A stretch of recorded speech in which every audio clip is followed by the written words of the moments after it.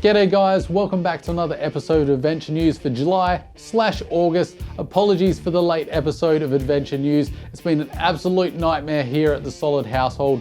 Everyone in the family's been sick. Me, wife, child and grandma all went down with a virus that the kid picked up from daycare. We all got better, then my kid got sick again and we went through the whole damn thing all over again. But I'm back, I'm alive in the land of living, so let's get into the adventure news.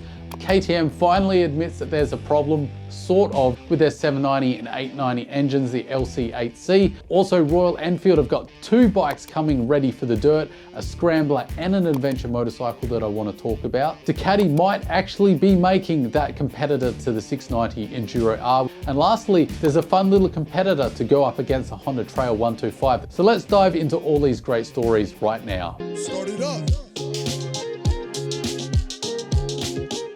The first story requires smug face. If you remember a while back, I got very excited about the announcement of Ducati 698 Hyper Motard, the single cylinder that pumped 77 and a bit horsepower out and roughly weighed 151 kilograms dry. I got very excited because I saw the potential for a KTM 690 Enduro R competitor, and my logic was that this is the era of modular platforms. Companies do not waste R&D on one single motorcycle. They want to make a bike that they can make lots of variants so that they can maximize returns for their shareholders and for the business itself. So with that logic, I thought it was a pretty big possibility that this might eventuate.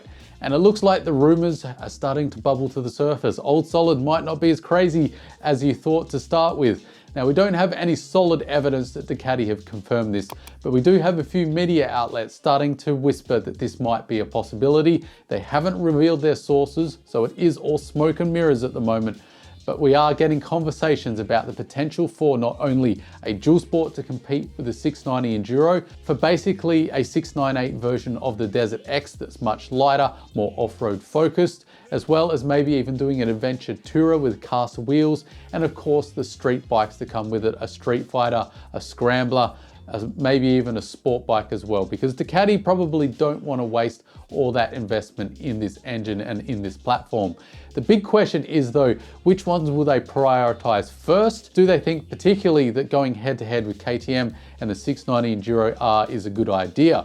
I tend to think that the answer is probably yes, since the Hyper Motard is a direct competitor to KTM's SMC. Completely logical to think that their next step would be to go head to head with the 690 Enduro R. I really hope that's the case because I think the world needs another large displacement, single cylinder, high performance and premium dual sport. The other one that I'm really excited about is if they do a more lightweight version of the Desert X with this single cylinder in it. That could be an absolute weapon. I'm thinking of this really being like a Simpson desert crushing kind of motorcycle.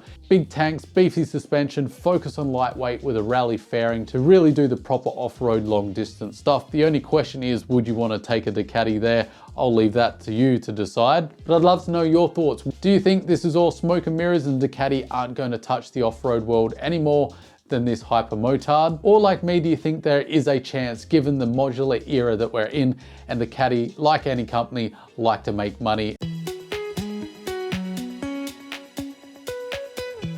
Next up, it looks like it's finally happening. A lot of you have talked about the potential for Royal Enfield's 270-degree parallel twin that makes 47 horsepower and roughly 52 Newton meters of torque. And it looks like we're pretty close to getting a Scrambler.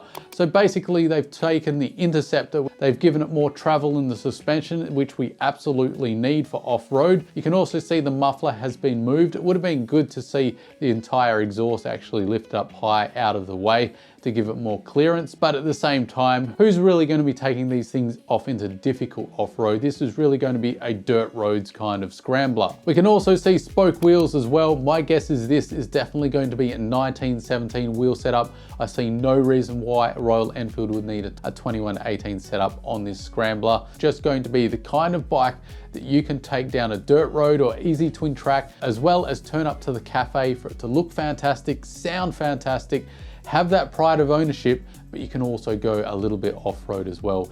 And there is a really big market for that kind of thing, so I'm quite excited for it, considering how affordable these Royal Enfields are. They've blacked out the engine. I could not imagine the nightmare that would be looking after the the motor if it was just the usual polished aluminium, which Royal Enfield doesn't actually seal that metal. Owners that I've heard from, they spend a lot of time caring for and polishing these engines. Because they're not sealed, they really can get pitted and corrode quite easily, and that would be a disaster off-roads. We can also see the teardrop style petrol tank as well. It's kind of hard to tell whether it will differentiate itself from what's on the Interceptor or not.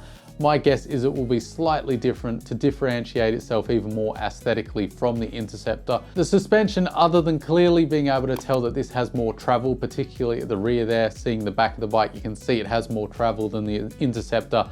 The thought is that this is going to be non-adjustable USD front forks, and the rear remains to be seen. I'm guessing it will probably be adjustable for preload only.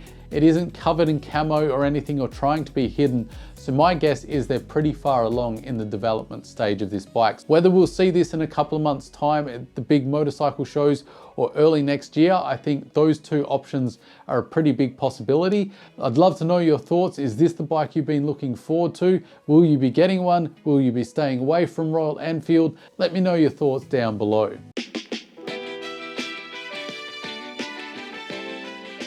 Now I can hear you already. You're saying, Solid, we do want an off-road motorcycle from Royal Enfield, but we don't want a Scrambler. We want a proper off-road machine. We want an adventure bike based off the 650 twin that they produce. Well, your prayers might just get answered. This one is going to be a bit of a stretch of a story. It's a lot of if, buts, and maybes. Royal Enfield have just displayed a prototype adventure bike with the parallel twin. Now, it's a one-off motorcycle. Royal Enfield have not commented whether this will ever go into development or production, but they have made it. So there is a proof of concept here that Royal Enfield can build an adventure bike out of this 650 platform. Now, the exciting thing here is that this is actually an 850, so it's a bored out version of the 650 twin that we know and love out of the Interceptor and that we just talked about with the Scrambler. It's been bored out to roughly 850 cc's. Now, torque figures haven't been released, but they have stated that horsepower is bumped up to 65 to 75 horsepower. So that's a really big jump from the 47 horsepower of the 650 version. Of course, it's going to have the same 6-speed gearbox of all the other 650 twins in Royal Enfield's lineup. This isn't a complete design by Royal Enfield themselves. This is in conjunction with a third party called Death Spray Customs, supposed to be a tribute to late 80s and early 90s Dakar motorcycles. I think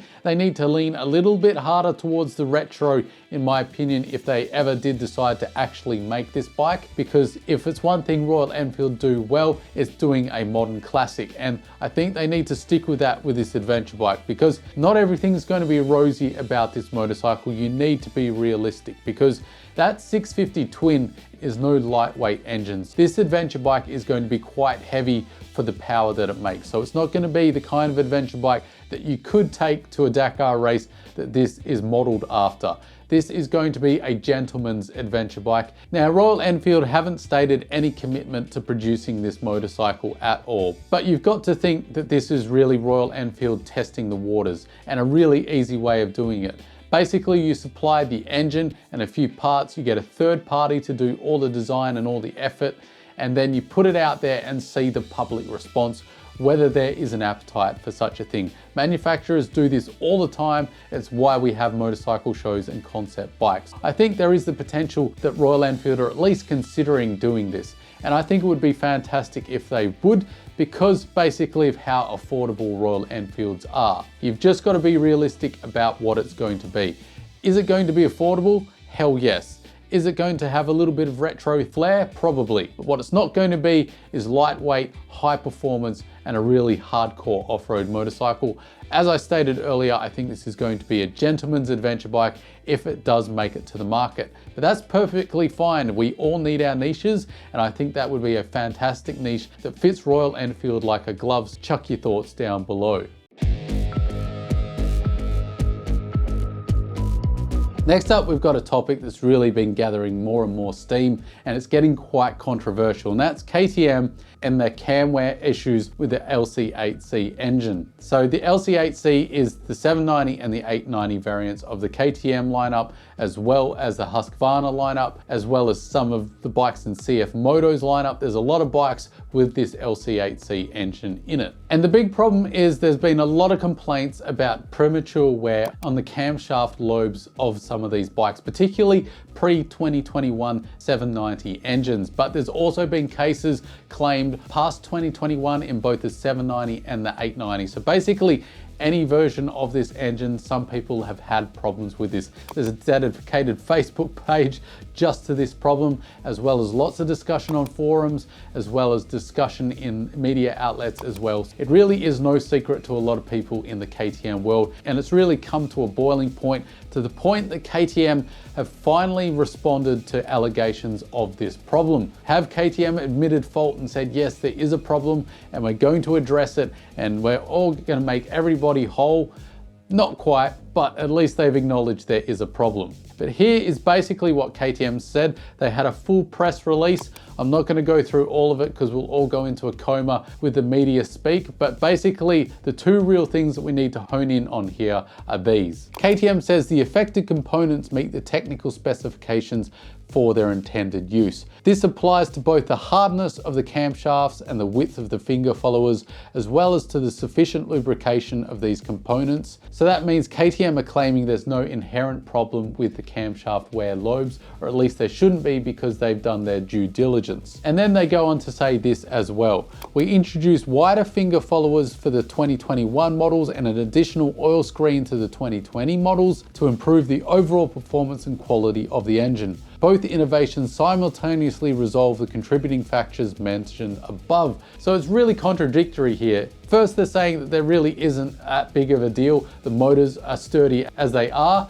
but they have addressed the issue that's not an issue by updating these two things for 2021 and on to solve the issue that isn't an issue. And on top of that, people are still having issues past 2021 with these engines. So it really is a whole big mess that KTM, I really think they need to step up to the plate here at this point and probably just say, yes, there does appear to be a fault. We can't see why that is, but if you do have this fault, please come in and we'll try and address it under warranty. I think that would be the best thing for everyone. I'd love to hear personal first-hand experiences of this problem and of your experiences of whether KTM have been helping you out or not. So chuck your thoughts down below.